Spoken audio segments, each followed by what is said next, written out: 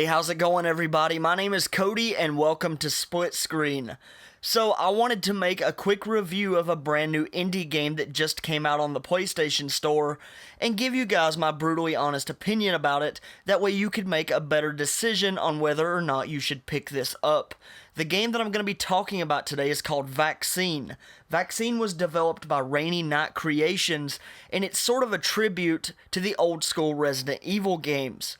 Now, the game throws you in and you can play as one of two characters, and they have sort of different starting stats, and your job is to find a vaccine for one of your friends who is infected within the time limit. First off, I'm going to talk about all of the good things about Vaccine, and then I'm going to move on and talk about all of the really awful things with this game. And believe you me, there's a shit ton of problems with this game that you guys are going to want to know about before you pick this up. The thing that Vaccine really nails is sort of the atmosphere of what it's trying to be.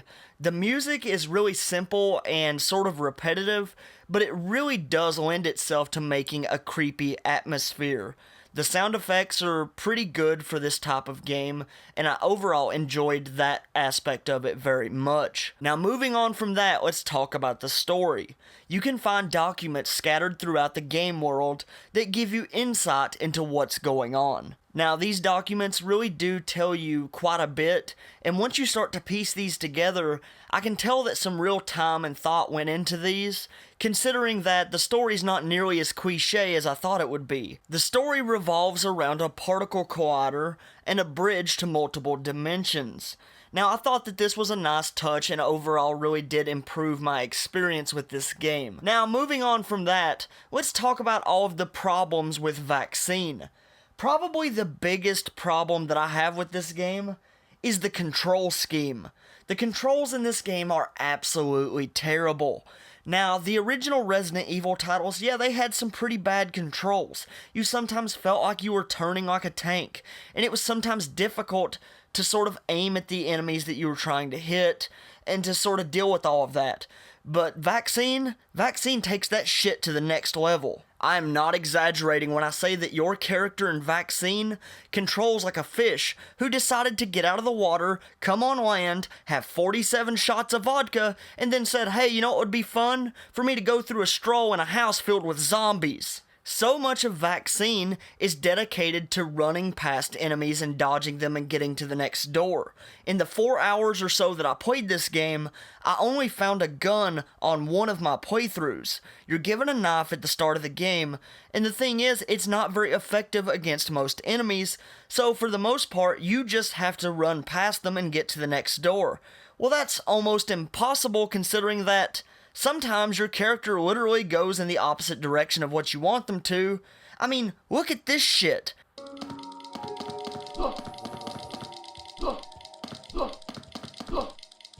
You almost can't even get mad when you die because of the control scheme and how awful the turning and the camera switching and everything is, because it's really laughable how it turned out and how pretty much you're screwed, you know, regardless of what happens, depending on how many zombies are in a room and how often the camera changes. Now, moving on from just the terrible controls, let's talk about the enemy design.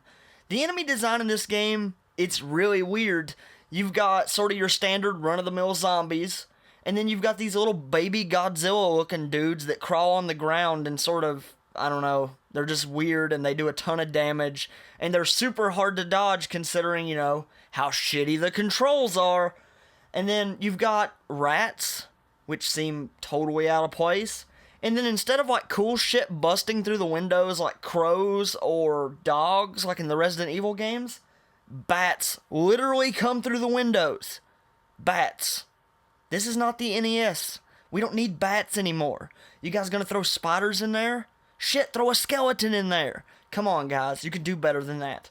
At one point, I even saw a giant Godzilla-looking dude, and he killed me in 2 hits. I guess he's supposed to be their version of the Tyrant or something? I don't know. But anyways, my honest opinion of this game, it's fun. I had fun playing it, if purely for the comedic value of like, wow, these controls are really bad. I did enjoy my time with the game, but it was incredibly frustrating. So, should you guys buy it or not? I mean, I wouldn't waste my money on it if I had it to do over, but the thing is you may get a kick out of it like I did. I'm definitely going to play it some more because it's super funny. I'm going to show it to my friends and be like, look how shitty the controls are in this game.